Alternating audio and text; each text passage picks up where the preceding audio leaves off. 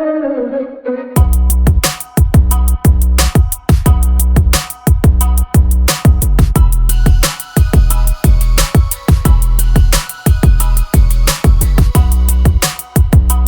I'm gonna show you this super easy pasta recipe. This is gonna have you looking like a wifey. So let's talk about it. Number one, you're gonna make the pasta sauce at home.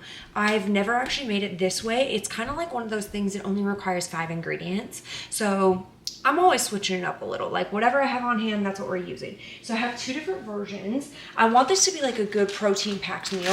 I think that's where people go wrong with pasta, is they don't add enough protein and then it's just not doing what you need.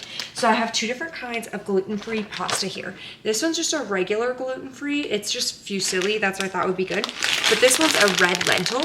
So there's 15 grams of protein per 3/4 cup serving, and who's eating 1 3/4 cup serving? So this is really good. It's gonna keep you full and satiated, but I'm gonna make a separate pan with some cooked up meat in it so that you can add that for more protein as well. I am gonna be improvising on some of the other ingredients though, and we're gonna see what works. So I'm just gonna show you the basics. First, you're gonna throw down some garlic or jarlic. I'm using jarlic because it's super easy, and some onions. You're gonna saute them a little bit, and then you're gonna put the tomato paste in and saute that a little bit. Now I have an important note here. This is the tomato paste you want. I don't know how to describe to you. If you're using the tomato paste in the can, I'm not saying that you can't, but this one, for some reason, it just tastes so much better. So I just use this. And I'm probably gonna use like half to 1, probably 1. I'll probably double my recipe. I'm also gonna add some fresh tomatoes just for funsies, not because you have to, but literally for funsies. And maybe chop it with some chives. I don't know. We'll see what happens and how it tastes, but I'm gonna show you how to make it. Okay, we got all 4 burners going. We've got some sausage. We've got our little sauce station boilers for the pasta. Okay, your final step for the pasta is usually adding cream or coconut milk if you're dairy free, but I couldn't find any this time. And then usually if you were making it not dairy free, then you would add Parmesan cheese. So I'm cooking these, by the way, until the onions are clear and the garlic should get just a little bit of color. So what I found instead that I was like, how are we gonna make this work with our dairy free options, was a little bit of almond milk, but I just feel like it's not gonna be rich, creamy, whatever, thick enough. So then I was like, do I do a cream cheese alternative or something? And I found this roasted garlic hummus. We're gonna try this. I don't know if it's gonna work. And then I think I'm gonna add just a little bit of this Parmesan cheese alternative. The problem with dairy-free cheese is like, it doesn't really melt, or like, it doesn't perform like a cheese would in a recipe. So I just don't know if it's gonna be any good, but that's what we're gonna try. I even did chives to top it with, which again, like such a different flavor profile. I don't know if I'll like that, but usually when I make this pasta, I don't have it with like a meat or anything like that. So adding this in, I feel like, you know, we can add a little bit more, maybe a little bit more flavor. That's what we're gonna try. It's looking clear, it's looking aromatic, or it's smelling aromatic. I don't know where I was going with that, so I'm gonna start adding some more stuff. The order is kind of gonna be out of order just because I've never made it this way before, so we're just guessing. So number 1, you wanna make sure that there's a lot of oil as a base to this, since we're not adding any butter. So when you start to add these next steps, more oil. Some cooked eggplant, so fresh tomatoes, cooked eggplant. Now you're gonna put this in here and let it saute for like 8 minutes. So let's load it up with oil. I'm looking at the ratios and I'm thinking I can add some more eggplant. So I'm just gonna cut up a little bit more and add that. The tomatoes are at a really good place where you can just lightly press them and like the whole entire thing just smashes down. So you're just gonna mix it around and kind of start working on that. And then we're gonna add the tomato paste right after this. Okay, this is unorthodox. It's not part of the recipe, but we're gonna go ahead and try to make it work. So I'm just gonna do like 2 scoops of this hummus, not a lot, because it does have like a strong hummus flavor. You know how some hummus is really flavorful? I would say this is a less, it's got a strong chickpea flavor. Then we're gonna hope for the best with this and throw in this non-dairy cheese and just see if that adds, takes away. I don't know.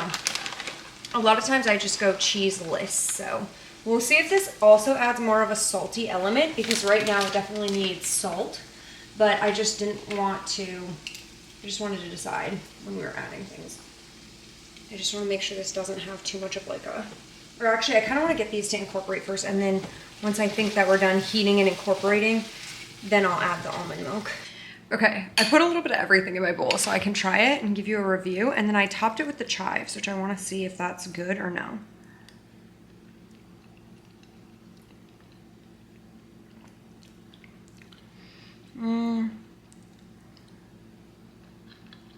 I don't necessarily think you need the chives, but I like it.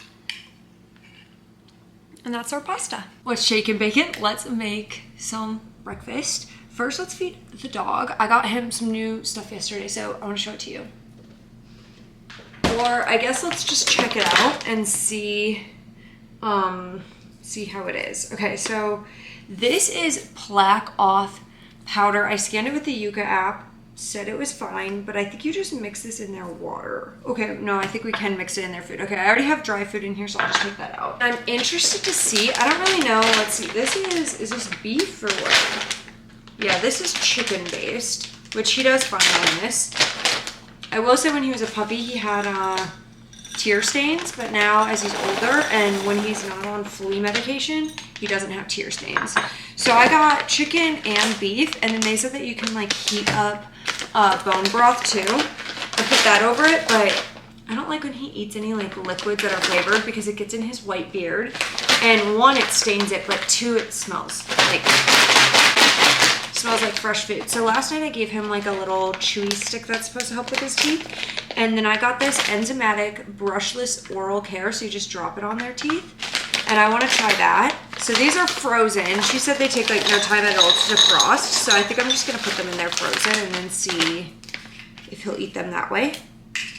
I don't know. We're going to see if he likes it.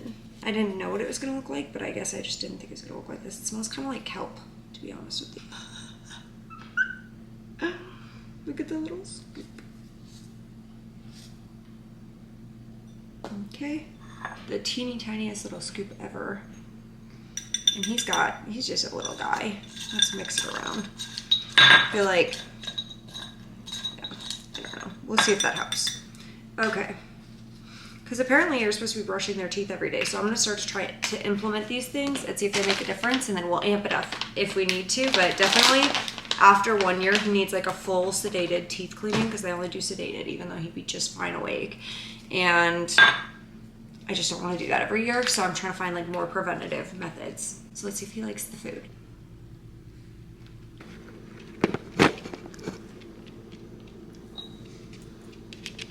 And for the lady, perhaps a salad.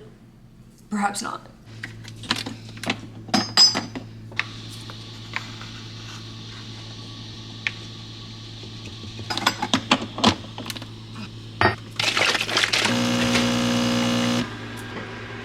Good action on the dinners over here. He's enjoying it. First, let's make an egg bake. My favorite way to have this particular dish is like in cupcake cups, but when you're making a large amount of it, it's definitely so much faster to just make it in an egg bake. So I think this is like a 9x13 pan, and just use as many eggs as your heart desires. So if you want to eat it for 6 days, at least use like 12. That would be like 2 eggs a day, you know what I'm saying? So I'm gonna get to work on this. My hands are cold. Now we're gonna add some things I have prepped into it. So this is just a little bit of sausage. If you have like any sausage, any bacon, I feel like that really adds a lot of flavor. That's one of my favorite things to add. Then I already have some chopped up chives, so we're just gonna add that.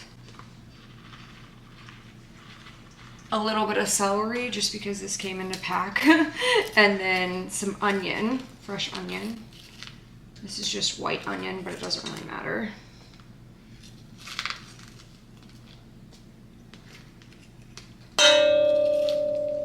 Now I'm gonna chop up some peppers.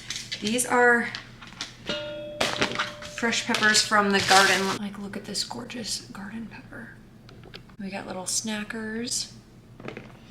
Oh my gosh, these, I love these. They're so good. All right, some parsley, and now let's get to seasoning this. Let's just use salt and pepper, and then I'm gonna see how colorful it is, if it's looking good. All right, it's looking good. Let's plop it in.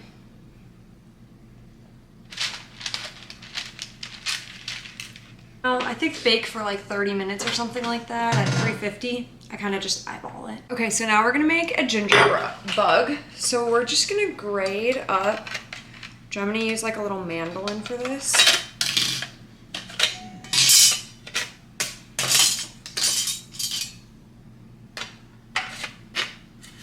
And I'm gonna grate up the ginger and then put it all in a container and then put half of it inside the mason jar.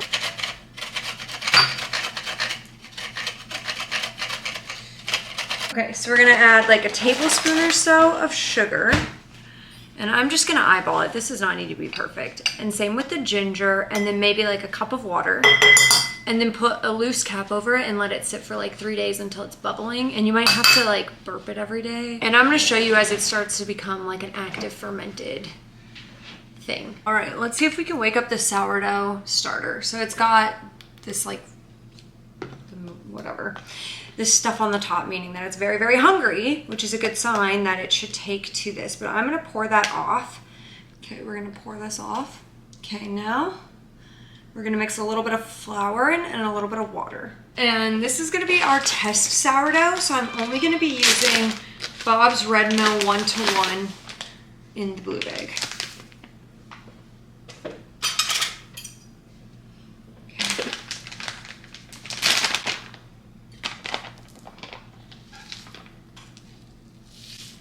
Give it a little snack.